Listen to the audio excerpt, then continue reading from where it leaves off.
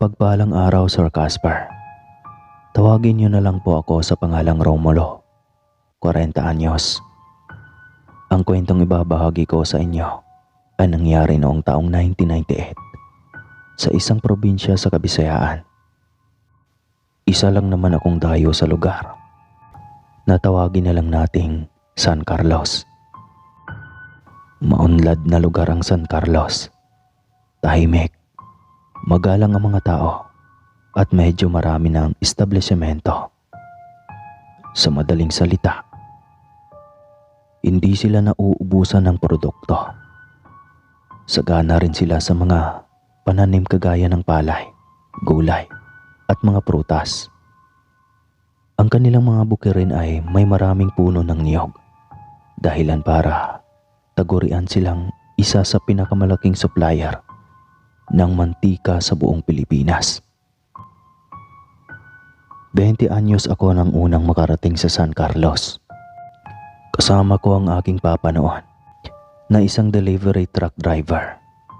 Palagi siyang natutoka sa paghahatid ng mga harina sa mga bakery ng nasabing lugar.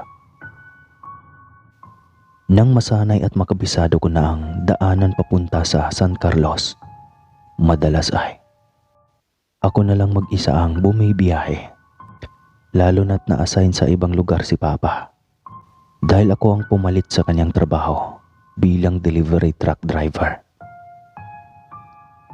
Hindi naman ako bumibiyaheng mag-isa. May kasama akong tagahakot ng sako-sakong harina papunta sa mga bakery. Si John iyon. Isang araw, sa kalagitnaan ng aming pagbibiyahe, isang ali na tansya ko ay nasa late 50s ang pumara sa aming sinasakyan. Napahinto ako dahil nagtataka ako kung bakit sa gitna pa talaga ng walang kabahay-bahay siya pumara. At saan ba siya galing? Tinanong ko siya kung ano ang maitutulong ko sa kanya. At kaagad namang nagsalita ang ginang sa nakikiusap na tono. Aniya, maaari raw ba siyang makisakay sa aming truck at kailangan niyang magpunta sa San Carlos. Wala na raw siyang pamasahe ngunit nasa bayan ng kanyang apo at na-confine sa isang maliit at pribadong ospital. Sumang-ayon kaagad ako dahil iisa lang naman ang lugar na pupuntahan namin. Nalaman ko din na magkatabi lang ang bakery na hahatdan namin ang harina at ang ospital na kanyang sinasabi. Mukhang balisa ang ginang kaya inabutan ko siya ng tubig. Magiliw niyang tinanggap ang mineral water tsaka nagpasalamat sa akin. Aniya, pasyensya na raw kung naabala ko pa ang trabaho nila. Biglaan lang naman daw ang desisyon niyang magpunta sa San Carlos. Kailangan lang daw niya makuha ang kanyang apo. Napakunotno ako at sinabi sa kanyang na-confine ang kanyang apo. Kaya bakit niya kukuhanin? Biglang bumunghalit ng iyak ang matanda tsaka isinalaysay ang nangyari.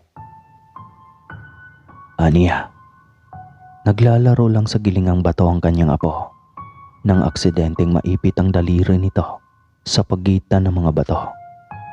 Medyo nadali ang hinliliit ng bata kaya kinakailangang dalhin sa ospital, lalo na't nahimatay umano ang bata sa dami ng sumirit na dugo at sa sakit na nadarama. Ang tiyuhin ng batang nagdala rito sa ospital kaninang umaga. Ayon umano sa doktor, kinakailangang i-admit ang bata dahil kritikal ang naging kalagayan ng daliri nito.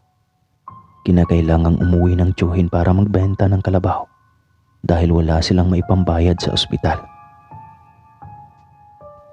Nang makauwi ang lalaki, tinanong ng ginang kung saang ospital niya dinala ang pamangkin. Kaya maayos nitong sinabi ang pangalan ng ospital.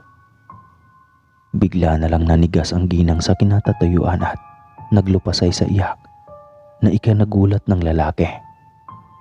Hysterikal ang ginang na sinabing hindi dapat dinala ng tiyuhin ang bata sa nasabing ospital. Ngunit pinakalma lang ito at sinabing ibebenta muna ang kalabaw para may magamit sila, kaya mas lalong hindi mapakali ang ginang. Tinanong ko siya kung bakit, ngunit ayaw niya namang sabihin sa akin ang dahilan. Hindi na din ako nagtanong pa sa kanya kung bakit.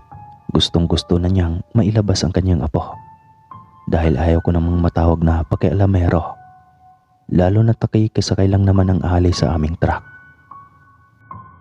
Nagpatuloy kami sa pagbibiyahe at kaagad na inihinto nang makarating kami sa aming destinasyon.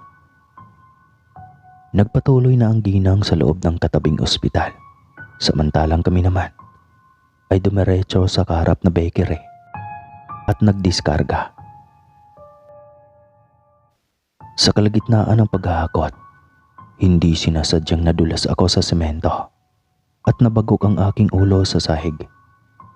Nabitawan ko din ang pasan kong sako, dahilan para mataranta ang mga tao sa bakery. Dinala ako ni John sa ospital at nang papasok na kami ay sinabihan ko siyang ipagpatuloy na lang ang pagdidiskarga at ako na ang magpapagamot sa sarili ko. Medyo nahihilo lang naman ako pero nakikita ko pa naman ang dinadaanan ko. Nakarating ako sa emergency at mabuti na lang inasikaso ako kaagad ng mga nurse. May isang attendant ang pumasok at sinabing nagwawala na naman daw yung matanda sa loob ng morgue. Hindi raw nito matanggap, napatay na ang kanyang apo. Kaya naman naagaw niyon ang aking atensyon at lihim silang pinakinggan. Nang magtapos na sa pagdidressing ng aking sugat sa ulo ang mga nurse, ay nagpasalamat ako at palihim na sinundan ng matanda. Naririnig ko pa ang nakakangilo nitong panaghoy na tila ba nakakapanindig balahibo. Nagmamakaawa ito na kung maaari ay palabasin na ang kanyang apo, kaya mas lalo akong nag-alala. Nakilala ko kasi ang ginang. Siya ang nakisakay sa amin kanina. May kausap siyang doktor at matalim ang kanyang mga titig sa babae. Tila ba nakahanda na siyang managpang dahil sa labis na galit. Ngunit hindi yata ito ininda ng doktora. Nang sa tingin ko ay abala sa pag-uusap ang dalawa, patiyad akong naglakad sa pasilyo nang hindi nila napapansin. Pinunterya ko ang morgue kung saan labis akong nagpapasalamat na nakabukas ang pinto. Hinanap ko ang batang kamamatay lang umano na kung ako ang tatanungin ay napaka-imposibleng mangyari. Malayong mamatay ang batang naipit lang ang kamay dahil malayo naman ito sa masiselang organs ng kanyang katawan. Tahimik at amoy formalin sa loob ng makapasok ako. May mga kamang nakahilera sa aking harapan. Tansya ko ay nasa 6 hanggang 10 katao ang nakahimlay doon. Puro balot ng kulay puting kumot ang mga bangkay na nasa tingin ko. Ilang araw nang namatay ang iba at hindi pa nagawang asikasuhin ng pamilya dahil sa kakulangan ng pera. Iyan ang hirap dito sa Pinas kung walang pera, kawawa ang pamilya. Baluktot na batas na nakakainis sundin at sinusunod naman ng ibang uto-uto. Isa-isa kong tinanggal ang mga kumot sa bawat mukha ng mga bangkay. Lahat sila ay puro matatanda at yung iba naman ay nasa hustong edad na. Wala akong nakitang batang bangkay. Kabaliktaran sa sinasabi ng doktor. Nakamamatay lang umano ng apo ng kawawang ginang. Pinagbubuksan ko din ang iba pang pinto at nagulat ng may batang babaeng nakasalampak ng upo sa isa sa mga madidilim na silid. Nakagapos at umiiyak. Mabilis akong lumapit sa kanya at tinanong siya kung sino ang gumapos sa kanya sa loob. Sumbong ng bata. Ang doktor na umasikaso sa kanya ang nagdala sa kanya sa loob ng morgue. Nang marinig umano nito ang umiiyak na boses ng kanyang lola ay nagmamadali raw siyang dinala sa loob at ginapos. Tsaka minustrahang huwag na huwag mag-iingay kung gusto pa nitong mabuhay. Napatango-tango ako sa tinura ng bata, tsaka nagmamadaling tinanggal ang pagkakagapos niya.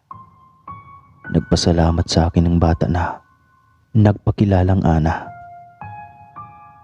Sabi niya, hindi siya dapat dinala sa lugar na ito dahil karamihan umano sa mga doktor sa nasabing ospital ay nagiging aswang sa gabi. Hindi ako makapaniwala sa sinabi ng bata. Mahirap isipin ang mga taong inaasahan naming magliligtas ng buhay ay puro pala mga nilalang ng dilim. Minuwistrahan ko siyang huwag maingay.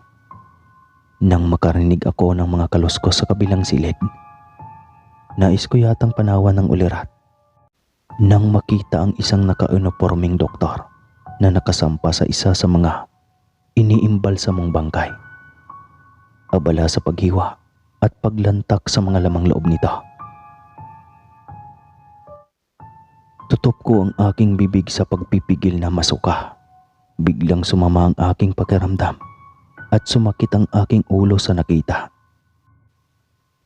Kaya pala humagulgol ng iyak ang ginang nang tanungin ko siya kanina kung bakit kailangan pa niyang kunin ang kanyang apo. Gayong ospital naman ang pinagdalhan sa kanya.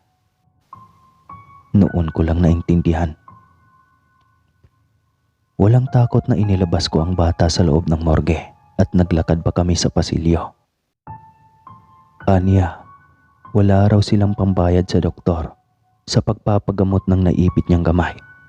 Kaya sinabi nitong siya na lang ang ibabayad at hindi na makikita pang muli ang kanyang abuela. Nagulat ako sa kanyang sinabi. Hindi naman ganoon ang patakaran ng mga ospital. Dahil ilang beses na din akong nakapasok sa mga ospital kagaya nito. Bawal ang kanilang ginagawa at maaari silang makulong. Nasagot ang pagtataka sa aking isipan nang makitang nagwawala ang matanda. Nang habulin siya ng doktor papunta sa isang bakanting silid. Nakita ko kung paano nagbago ng anyo ang doktor hanggang sa magtulo ang laway nito sa sahig. Kaagad kong sinigawan ang doktor at sinaway ang ginawa niyang pagsugod sa matanda na noon ay sapo na ang sariling dibdib dahil inatake na sa puso. Hindi ako napasigaw nang makitang kinalmot niya ang matanda, dahilan para mapahiga ito sa sahig ng silid. Kumuha tuloy ako ng upuan at mabilis na ipinalo sa ulo ng doktora na tingin ko ay nawawala na sa sarili. Magulo ang kanyang buhok at mahahaba ang mga kuko. Kay bagsik pa ng mukha nito na tila anumang oras ay balak na kaming sugurin. Kaya tarantang inalalayan ko ang matanda, tsaka kami patakbong tinungo ang pinto para makalabas. Nagulat ako nang makitang maraming nagkukumpulang tao sa may pasilyo at tila ba inililikas dahil may kriminal umanong nakapasok sa loob ng ospital na mariing itinanggi ng matanda. Nagsisigaw siyang sinabi na empleyadong doktor ng ospital ang nanunugod sa pasyente at gumagawa ng batas na hindi makatawiran. Kapag hindi kayang magbayad ng pamilya ay ipinalalabas na patay na ang pasyente kahit hindi naman totoo. Sa halip ay itinatago lamang ito para ipalamon sa kanilang doktorang aswang. Halos maglupasay pa ang matanda kahit inalalayan ko siya. Isang malaking katangahan umano ang ginagawa ng mga tao. Natatawag-tawag ng pulis kahit aswang naman daw talaga ang salarin. Ang masakit pa, ilang beses na raw itong nangyayari na kapag dumarating na ang pulis ay binabayaran lamang ng taga-ospital upang sabihin wala naman talagang kababalaghang nangyayari sa kanilang paggamutan. Hindi ko ginustong makinig sa matanda ngunit hindi ko naman maiwasang maniwala sa kanyang mga sinabi. Nakita ko din kasi mismo ang nangyari sa doktor na ayon sa mga kasama nila ay may epilepsy lamang daw at hindi talaga aswang. Kung ano man ang napansin ng matanda sa kanilang doktor ay marapat lamang na manahimik ito. Kung ayaw nitong makulong, sa halip na ang ipinakakalat nilang kriminal umano ang ipadakip kahit wala naman talaga. Aswang ang mayroon sa kanilang ospital. Isang doktorang aswang na bumibiktima ng mga pasyente. Nakita ko mismo kanina kung paano nilantakan ang lamang loob ng isa sa mga bangkay na inimbalsamo na. Isinalaysay ko sa mga pulis ang aking nakita nang damputin nila ang matandang babae na tinulungan ko at dinala sa presyento. Sumaksi akong totoo ang kanyang sinasabi, ngunit hindi ko sila maintindihan kung bakit ayaw nilang maniwala sa akin. Nasagot ang mga pagtataka ko nang makita kong may isang empleyado ng ospital ang sumunod pala sa presyento. At may inaabot na sobrang may makapal na laman doon sa pulis. Binayaran ang mga alagad ng batas upang wala nang magreklamo pa laban sa kanila. Binantaan pa ng attendant ng ospital ang matanda na panghuling pagkakataon na sana nilang makikita ito sa ospital dahil hindi na talaga siya makakalaya pa sa susunod. Minanipula ng taga-ospital ang mga pulis para magawa nila ang gusto nila. Isang masakit na katotohanan kahirap tanggapin dahil maski ako na inosente ay nakaban sa buong San Carlos at hindi na nila hinayaang makapasok pa. Natanggal ako sa trabaho nang malaman ng aking amo ang nangyari. Siyempre, ang panig lamang iyon ng taga-ospital at hindi naman hiningi ang panig ko. Pero wala akong nagawa. Tanging kay Papa ko isinawalat ang lahat ng aking natuklasan sa ospital na iyon. Na alam din niya pala noon pa. Nanatili lang siyang tahimik dahil ayaw niyang mapahama kami at masali sa gulo na mayroon ang nasabing bayan. Kaya naman pinilit ko na lang kalimutan ang mga kababalaghang nangyayari sa nasabing lugar. Naghanap ako ng ibang panibagong trabaho at sa ngayon ay naging maayos naman ang aming pamumuhay. Nawala na din kami ng balita sa matanda at sa apo niyang muntikan ng mabiktima ng doktorang aswang. May nakapagsabi sa akin na kaya pala hindi inirereklamo ang nasabing ospital dahil ang doktor umanang nambibiktima doon ang nagbibigay sa kanila ng swerte. Kaya naman nagagawa nila ang lahat ng gusto nila pagdating sa kanilang mga pasyenteng walang maipambayad sa ospital. Last 2006, alam ko na nagsara na yung ospital dahil bali-balita na talaga noon ng mga marites na ganoon ang ospital na iyon. Sana lang wala nang ganoong lugar pa sa iba pang panig ng ating bansa. At hanggang dito na lang po ang aking kwento. Maraming salamat po sa lahat ng nakikinig. Romulo po ng Kabisayaan.